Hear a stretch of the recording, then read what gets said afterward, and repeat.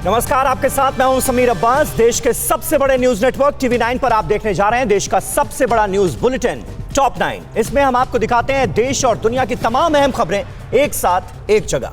Top 9 में सबसे पहले बात किसानों के आंदोलन की। किसानों के आंदोलन को लेकर सियासी पारा चढ़ने वाला है। आज प्रियंका गांधी रामपुर का दौरा करने निकली हैं। किसानों के आंदोलन को लेकर ट्विटर पर भड़काऊ पोस्ट को लेकर केंद्र सरकार ने ट्विटर को सख्त चेतावनी दी है। सरकार ने ट्विटर से कहा है कि अगर वो भड़काऊ पोस्ट वाले अकाउंट्स पर एक्शन नहीं लेता है तो सरकार कानूनी कार्रवाई कर सकती है। देखते हैं टॉप 9 किसान वर्सेस सरकार। कांग्रेस महासचिव प्रियंका गांधी आज उत्तर प्रदेश के रामपुर जा रही हैं। प्रियंका गांधी 26 जनवरी को दिल्ली में ट्रैक्टर परेड के दौरान ट्रैक्टर पलटने से हुए हादसे में मारे गए नवरीत सिंह के परिवार से मिलेंगी। रामपुर के नवरीत सिंह ट्रैक्टर परेड में हिस्सा लेने दिल्ली पहुंचे थे। 26 जनवरी को आईटीओ के पास पुलिस के लगाए बैरिकेडिंग से टकराने के बाद नवरीत का ट्रैक्टर पलट गया था।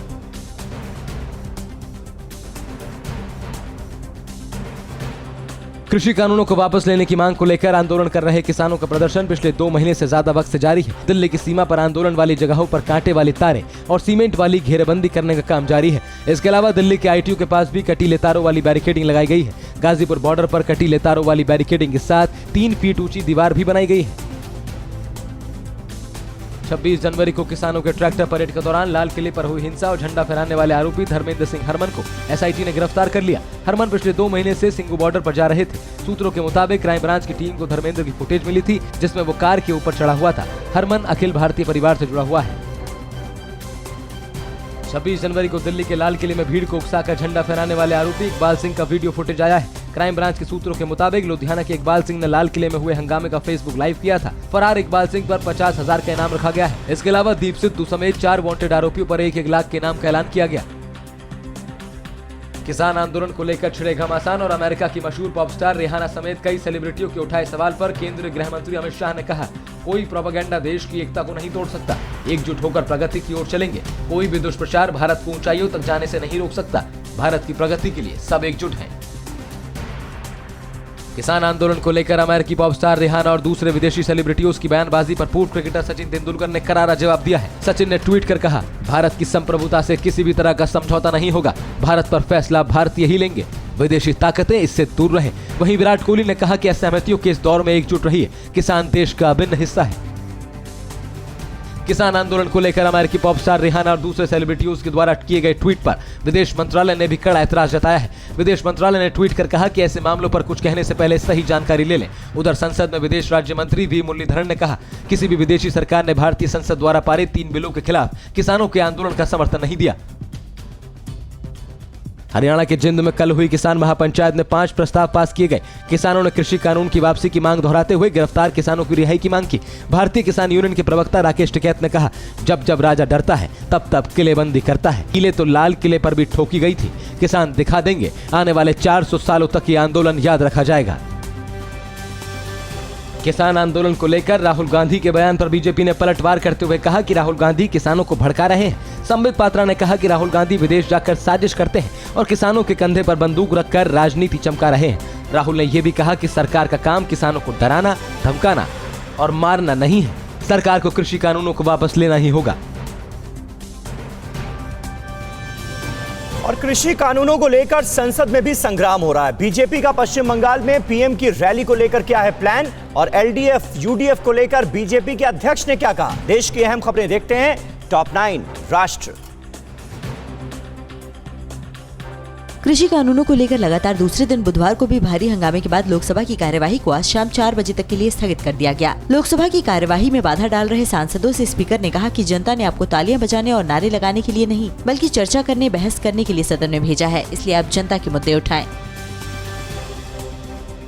राष्ट्रपति के अभिभाषण पर चर्चा के दौरान राज्यसभा में बुधवार को हंगामे के बाद कार्यवाही आज सुबह 9 बजे तक के लिए स्थगित कर दी गई। चर्चा में भाग लेते हुए कांग्रेस सांसद और विपक्ष के नेता गुलाम नबी आजाद ने सरकार पर कई सवाल दागे और आंदोलन से निपटने के सरकारी तरीके पर विपक्ष ने गंभीर सवाल खड़े किए। प्रधानमंत्री नरेंद्र मोदी आज वीडियो कॉन्फ्रेंसिंग के जरिए चौरी चौरा शताब्दी समारोह का शुभारंभ करेंगे। उत्तर प्रदेश के सभी जिलों में चौरी चौरा शताब्दी महोत्सव का आयोजन होगा। शहीद स्मारकों पर मंत्री, सांसद, विधायक, शहीदों और स्वतंत्रता संग्राम सेनानियों के परिजन मौजूद रहेंगे। इस मौके पर चौरी चौरा पर आधारित डाक टिकट का भी विमोचन किया जाएगा। बीजेपी का पश्चिम बंगाल विधानसभा चुनाव को देखते हुए पीएम मोदी की राज्य में मेगा रैली का आयोजन होगा। इस रैली में करीब 15 लाख लोगों की भीड़ जुटाने का लक्ष्य रखा गया है। पीएम की ये मेगा रैली मार्च के पहले हफ्ते में आयोजित की जा सकती है। रैली को लेकर अंतिम फैसला प्रधानमंत्री कार्यालय करेगा। पश्चिम बंगाल में बीजेपी की रथ यात्रा के खिलाफ कलकत्ता हाईकोर्ट में एक पीआईएल दाखिल की गई है। याचिका में मांग की गई है कि कोरोना महामारी और राज्य की कानून व्यवस्था को ध्यान में रखते हुए बीजेपी को रथ यात्रा की अनुमति नहीं दी जानी चाहिए। साथ ही याचिका में कहा गया है कि यात्राओं के निकलने से स्थानीय लोगों को परेशानियों का सामना करना पड़ेगा। पश्चिम बंगाल की मुख्यमंत्री ममता बनर्जी आज SC, ST और OBC समिति के सदस्यों से मुलाकात करेंगी। मुलाकात का ये कार्यक्रम दोपहर 2 बजे कोलकाता की गीतांजलि स्टेडियम में रखा गया है। राज्य में होने वाले चुनाव को देखते हुए इसे अहम माना जा रहा है। बीजेपी नेता शुभेंदु अधिकारी की पश्चिम बंगाल के पुरुलिया में आज एक रैली है। शुभेंदु यहां एक बड़ी पब्लिक मीटिंग को संबोधित करेंगे। वहीं दूसरी ओर बीजेपी नेता मुकुल राय की पत्नी के भाई सृजन राय, वरिष्ठ वकील ज्योति प्रकाश चटर्जी और टॉलीवुड अभिनेत्री और मॉडल नीलांजला मजूमदार TMC में शामिल हो गए हैं। बीजेपी अध्यक्ष JP नड्डा ने केरल के सियासी दल LDF और UDF को एक ही सिक्के के 2 पहलू करार दिया। नड्डा ने कहा कि दोनों दल भ्रष्ट हैं और अपनी विश्वसनीयता खो चुके हैं। दोनों को सिर्फ सत्ता में रहने का लालच है। इनका लोगों से कोई लेना देना नहीं है। दिल्ली में CAA विरोध प्रदर्शन के दौरान जामिया विश्वविद्यालय में हुई पुलिस कार्रवाई में शामिल पुलिसकर्मियों पर FIR दर्ज करने की मांग को लेकर दायर याचिका को साकेत कोर्ट ने खारिज कर दिया है। याचिका जामिया प्रशासन की ओर से दाखिल की गई थी। और हिंद महासागर क्षेत्र देशों के रक्षा मंत्रियों का सम्मेलन आज। तेजस को और विकसित करने की क्या है तैयारी और एरो इंडिया शो में कैसे हो रहा है तकनीक और हथियारों का प्रदर्शन। एयर शो से जुड़ी अहम खबरें आप देख लेते हैं टॉप 9 हिंदुस्तान का दम। एरो इंडिया 2021 में आज रक्षा मंत्री राजनाथ सिंह हिंद महासागर क्षेत्र के देशों के रक्षा मंत्रियों के सम्मेलन की मेजबानी करेंगे। कॉन्क्लेव की शुरुआत सुबह 9:30 बजे होगी और दोपहर 2 बजे रक्षा मंत्री राजनाथ सिंह समापन भाषण के साथ इसे खत्म करेंगे। शो में हिस्सा लेने के लिए ईरान के रक्षा मंत्री बेंगलुरु पहुँच गए हैं।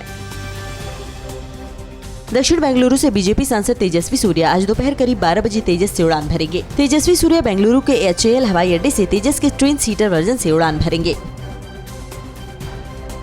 LAC और LOC पर तनातनी के बीच लड़ाकू विमान तेजस को और डेवलप किया जा रहा है। HAL इस तरह के ड्रोन और कॉम्बैट एयर सिस्टम की टीम तैयार कर रहा है जिसमें एक साथ 20 ड्रोन को छोड़ा जा सकता है और ये ड्रोन दुश्मन को निशाना बनाकर सुरक्षित वापस आ सकते हैं। कर्नाटक के बेंगलुरु में एरो इंडिया 2021 में बुधवार को एशिया के सबसे बड़े एयर शो में भारत सुपर पावर जैसा दिखा। कार्यक्रम में रक्षा मंत्री राजनाथ सिंह समेत सेना के तीनों प्रमुख शामिल हुए। शो की शुरुआत में आत्मनिर्भर निर्माण के तहत फ्लाई पास्ट किया गया। इसके अलावा airborne early warning and control system aircraft ने नेत्रा परफॉर्मेंस में फ्लाई पास्ट किया। बेंगलुरु में चल रहे एरो शो में 55 से ज्यादा देश हिस्सा ले रहे हैं। इस शो में 80 विदेशी कंपनियां और 540 एग्जीबिटर्स ने अपनी तकनीक और हथियारों का प्रदर्शन किया। विश्व की हर बड़ी defence company make in India से जुड़ने के लिए तैयार है। बेंगलुरु में एरो इंडिया शो में राफेल से लेकर तेजस तक का पराक्रम दिखा। इस शो में कई विमान उड़ान भर रहे हैं। सारंग एरोबेटिक्स हेलीकॉप्टर टीम और सूर्यकिरण टीम ने पहली बार एक साथ दम दिखाया। DRDO के खास उत्पाद भी दुनिया के सामने पेश हो रहे हैं। एरो इंडिया शो में भारत के कई दूसरे विमानों का भी दम दिखा। ग्लोबमास्टर के साथ 2 मिग विमानों ने उड़ान भरी तो वहीं देश का स्वदेशी एयरक्राफ्ट एडवांस हॉक ने भी अपनी ताकत दिखाई। इसके अलावा आसमान में 4 सारंग हेलीकॉप्टर्स ने भी अपना जलवा बिखेरा। एरो इंडिया शो में DRDO ने under development 5th generation fighter jet का भी प्रदर्शन किया। 5वीं पीढ़ी का ये fighter jet multi role attack करने वाली सभी क्षमताओं के साथ आएगा। हिंदुस्तान का 5th जनरेशन फाइटर जेट आत्मनिर्भर मिशन में गेम चेंजर साबित होने वाला है। एरो इंडिया शो में ब्रह्मोस सुपरसोनिक क्रूज मिसाइल भी हिंदुस्तान की दमदार मौजूदगी दर्ज करा रही है। इंडियन नेवी नेक्स्ट जनरेशन की समुद्री तटीय कोस्टल डिफेंस बैटरी वाली ब्रह्मोस सुपरसोनिक मिसाइल को शामिल करने जा रही है। इस मिसाइल में कई देशों की रुचि है। और कहां एक सिरफिरे ने महिला रिश्तेदार पर कुल्हाड़ी से किया हमला। बरेली का एक हिंदू परिवार मुश्किल में क्यों है, केजरीवाल को क्यों आया गुस्सा और राम मंदिर के नाम पर चंदे को लेकर फर्जीवाड़ा कौन कर रहा है। राज्यों की प्रमुख खबरें देखते हैं टॉप 9 देश प्रदेश में। तेलंगाना से एक महिला पर कुल्हाड़ी से दिल दहला देने वाले हमले का वीडियो सामने आया है। तेलंगाना के मीरपेट में एक स्कूटी सवार शख्स ने घर की गेट पर खड़ी अपनी महिला रिश्तेदार पर कुल्हाड़ी से हमला कर दिया। गोद में बच्चे को लिए महिला हथेली से हमले को रोकते हुए घर के अंदर घुस गई। शोर होने के बाद घर के लोग भी बाहर आ गए। इसके बाद हमलावर स्कूटी पर सवार होकर फरार हो गया। उत्तर प्रदेश के बरेली में हिंदू परिवार के खिलाफ दूसरे समुदाय के लोगों ने फतवा जारी कर हुक्का पानी बंद कर दिया है। बरेली के परसौना गांव में एक राम सिंह का परिवार इकलौता हिंदू परिवार है। इस परिवार को इस्लाम धर्म नहीं अपनाने पर घर चलाने की धमकी दी गई है। पुलिस ने शिकायत मिलने के बाद 3 लोगों के खिलाफ केस दर्ज कर लिया है। आरोपी फरार है। गुजरात के पूर्व मुख्यमंत्री शंकर सिंह वाघेला ने एक बार फिर कांग्रेस में शामिल होने की इच्छा जताई है। वाघेला ने कहा, राज्य में बीजेपी से मुकाबला करने के लिए वो बिना शर्त कांग्रेस में शामिल होने को तैयार हैं। 80 साल के शंकर सिंह वाघेला ने मतभेद के चलते 2017 में कांग्रेस छोड़कर अपनी प्रजाशक्ति डेमोक्रेटिक पार्टी बना ली थी। पंजाब के सीएम अमरिंदर सिंह के मीडिया सलाहकार रवींद्र ठुकराल के सोशल मीडिया पर एक वीडियो पोस्ट को लेकर दिल्ली के सीएम अरविंद केजरीवाल आग बबूला हो गए। 17 सेकंड के वीडियो में केजरीवाल कृषि कानूनों का समर्थन करते दिखाई दे रहे हैं। केजरीवाल ने कहा, राजनीतिक फायदे के लिए छेड़छाड़ कर बनाए गए वीडियो को अगर तुरंत नहीं हटाया तो वो कानूनी कार्रवाई करेंगे। कोरोना की वजह से महाराष्ट्र में बंद हुए कॉलेज 15 फरवरी से खुल जाएंगे। उद्धव सरकार ने ये ऐलान किया है कि कॉलेजों को क्लास में 50% छात्रों के साथ रोटेशन के आधार पर खोला जाएगा। कोरोना काल में लगभग 10 महीने से कॉलेज बंद थे। महाराष्ट्र के उच्च और तकनीकी शिक्षा मंत्री उदय सामंत ने कहा है कि दूसरे फेज में हॉस्टल्स को खोलने की तैयारी है। बिहार के पूर्व मंत्री और लालू यादव के बड़े बेटे तेज प्रताप यादव इन दोनों राजनीति की दुनिया से दूर कृष्ण की नगरी मथुरा में वक्त बिता रहे हैं। पीली धोती और कुर्ता पहने तेज प्रताप यादव वृंदावन के इस्कॉन मंदिर के बाहर बैटरी वाली साइकिल चलाते नजर आए। मोबाइल से वीडियो बनाने पर तेज प्रताप ने भड़कते हुए कहा कि केस कर दूंगा। अयोध्या में बनने जा रहे भगवान श्री राम के भव्य मंदिर के लिए राजस्थान के भरतपुर से पत्थरों की सप्लाई को लेकर आई बाधा को अब दूर कर लिया गया है। पत्थरों के लिए खनन को लेकर अब सरकार इस कोशिश में जुटी है कि इसकी अनुमति लेकर लीज शुरू की जाए। इसके लिए राज्य वाइल्ड लाइफ बोर्ड ने प्रस्ताव भी पास कर दिया है। प्रशासन ने पहले अवैध खनन की वजह से पत्थरों की सप्लाई पर रोक लगा दी थी। उत्तर प्रदेश के जौनपुर में श्री राम जन्मभूमि तीर्थ क्षेत्र ट्रस्ट के नाम पर फर्जी रसीद के जरिए चंदा वसूलने का मामला सामने आया है। जौनपुर के 2 युवक फर्जी श्री राम जन्मभूमि तीर्थ क्षेत्र की रसीद छपवाकर चंदा इकट्ठा करने में लगे थे। पुलिस ने इस मामले में केस दर्ज कर लिया है। फर्जी रसीद छापने वाले प्रिंटिंग प्रेस के मालिक सहित 3 लोगों को गिरफ्तार कर जेल भेज दिया गया है। दिल्ली वडोदरा मुंबई एक्सप्रेसवे बनाने में जुटी ministry of road transport highways और NHAI ने नया विश्व कीर्तिमान रच दिया है। केंद्रीय मंत्री नितिन गडकरी ने बताया कि महज 24 घंटों में इस एक्सप्रेसवे ने 4 रिकॉर्ड तोड़ दिए हैं। इस एक्सप्रेसवे पर 24 घंटों में सबसे ज्यादा पेवमेंट क्वालिटी कंक्रीट बिछाई गई है। इसके साथ सबसे ज्यादा मात्रा में पेवमेंट क्वालिटी कंक्रीट तैयार की गई है। और पाकिस्तान की उकसाने वाली फायरिंग में भारत का एक जवान शहीद हो गया है। पाकिस्तान की गोलीबारी से बचने के लिए LOC पर गांव वालों को सेना का तोहफा क्या है? क्या चीन ने ट्रंप को हराने के लिए साजिश रची थी? और रूस और चीन की बढ़ती नजदीकियों से पश्चिमी देश चिंतित क्यों हैं? देखते हैं टॉप 9 चीन पाक साजिश। जम्मू कश्मीर से लगी LOC पर पाकिस्तान अपनी कायराना हरकतों से बाज नहीं आ रहा। राजौरी के सुंदरबनी सेक्टर में पाकिस्तान की ओर से फायरिंग में सेना के जवान सिपाही लक्ष्मण सिंह शहीद हो गए। सेना ने अपने बहादुर जवान को श्रद्धांजलि देते हुए कहा, लक्ष्मण सिंह के बलिदान को देश हमेशा याद रखेगा। पाकिस्तान LOC पर लगातार भारत को उकसाने वाली हरकत कर रहा है। LOC से लगी भारतीय सीमा के गांव के लोगों को पाकिस्तान की नापाक गोलीबारी से सुरक्षित रखने के लिए सेना ने बड़ी पहल की है। पाकिस्तान की ओर से होने वाली फायरिंग से गांव के लोगों को बचाने के लिए सेना ने RSपुरा सेक्टर से लगे गांव में कम्युनिटी बंकर बनाए हैं। बंकर बनाए जाने से यहां लोग काफी खुश हैं। लोगों का कहना है कि अब उन्हें घर छोड़कर नहीं जाना पड़ेगा। NIA ने कश्मीर के अलग अलग इलाकों में छापेमारी कर कई मोबाइल फोन और संदिग्ध डॉक्यूमेंट जब्त किए हैं। सूत्रों के मुताबिक सुरक्षा बलों के साथ NIA ने घाटी के बड़गाम के मोबाइल डिजिटल सेंटर पर छापेमारी की। NIA ने पट्टन में फातिमा अख्तर नाम की छात्रा का मोबाइल भी जब्त किया है। फातिमा PO के कश्मीर की शहजादी नाम का ग्रुप चलाती है। पाकिस्तान ने कल सतह से सतह पर मार करने वाली परमाणु हमला करने में सक्षम गजनवी मिसाइल का सफल परीक्षण करने का दावा किया है। यह मिसाइल 290 किलोमीटर तक 700 किलोग्राम तक परमाणु वॉरहेड को ले जाने में सक्षम है। पाकिस्तान ने गजनवी मिसाइल को 2007 में सेना में शामिल किया था। जनवरी के आखिर में पाकिस्तान ने शाहीन 3 मिसाइल का भी टेस्ट किया था। चीन के साथ सीमा विवाद को लेकर संसद में विदेश मंत्रालय ने कहा कि बीते साल अप्रैल-मई के बाद से LAC पर चीन की तरफ से सैनिकों की संख्या बढ़ा दी गई है। विदेश मंत्रालय ने यह भी कहा कि मई के बाद LAC के पास चीन ने कई बार घुसपैठ की कोशिश की। चीनी घुसपैठ की कोशिश का भारतीय जवानों ने माकूल जवाब दिया। विध्वंसक हथियारों का जखीरा जमा कर चीन दुनिया के लिए खतरे की घंटी बनता जा रहा है। खुलासा हुआ है कि चीन ने मौजूदा वक्त में 1000 परमाणु बम जमा कर लिए हैं, जिसमें 100 परमाणु बम इस्तेमाल के लिए तैयार हैं। चीन का अगला टारगेट अब लंबी दूरी की मिसाइलें बनाना है। चीन और रूस की बढ़ती नजदीकी को लेकर पश्चिमी देशों ने चिंता जाहिर की है। अमेरिका और उसके पश्चिम देशों के सहयोगी ने दोनों की साझेदारी को उसके हितों के खिलाफ बताया। नाटो के टॉप जनरल टॉड वॉल्टर ने कहा कि चीन और रूस का इरादा यूरोप के साथ उसके सहयोगियों को आगे बढ़ने से रोकना है। रूस और चीन कई प्रोजेक्ट पर साथ काम कर रहे हैं। अमेरिका के पूर्व विदेश मंत्री माइक पॉम्पियो ने ट्रंप की हार के पीछे एक बार फिर चीन को जिम्मेदार ठहराया है। पॉम्पियो ने कहा कि चीन ने अमेरिकी सांसदों के साथ मिलकर बड़े पैमाने पर चुनाव को प्रभावित किया। चीन ने न केवल कोरोना दिया बल्कि लाखों अमेरिकियों की नौकरी भी खाई। इसीलिए चीन के खिलाफ एकजुट होने की जरूरत है। चीन की वुहान लैब से कोरोना फैलने के सबूत WHO को मिल गए हैं। वुहान पहुंची WHO की टीम ने दावा किया कि उनके हाथ वैसे आंकड़े लगे हैं जो अब तक किसी ने नहीं देखे थे। साथ ही टीम ने चीन के इस दावे को भी खारिज किया कि कोरोना वायरस वुहान लैब से नहीं निकला था। और सीरिया में कहां रूस की एयरफोर्स ने बरसाया बारूद, इजराइल ने क्यों दी ईरान पर हमले की धमकी और S-400 एयर डिफेंस सिस्टम को लेकर क्यों नहीं थम रहा अमेरिका और टर्की में विवाद। देखते हैं टॉप 9 वर्ल्ड बैटलग्राउंड। सीरिया के इदलिब में रूस की एयरफोर्स ने आतंकियों के ठिकानों पर एयर स्ट्राइक की। रूस की एयरफोर्स ने एक के बाद एक 3 आतंकी ठिकानों को निशाना बनाया। रूस के निशाने पर असद सरकार का विरोध कर रहे आतंकी संगठन थे। इस एयर स्ट्राइक में आतंकी संगठनों को भारी नुकसान पहुंचा है। इजराइल ने फिर ईरान के परमाणु ठिकानों को निशाना बनाने की धमकी दी है। इजराइल ने कहा कि ईरान अगर परमाणु बम बना लेता है तो इजराइल की सुरक्षा के लिए खतरा होगा। इजराइल ने कहा है कि अमेरिका ईरान के परमाणु ठिकानों को निशाना नहीं बनाएगा, ऐसे में उसे अकेले ही ईरान पर कार्रवाई करनी होगी।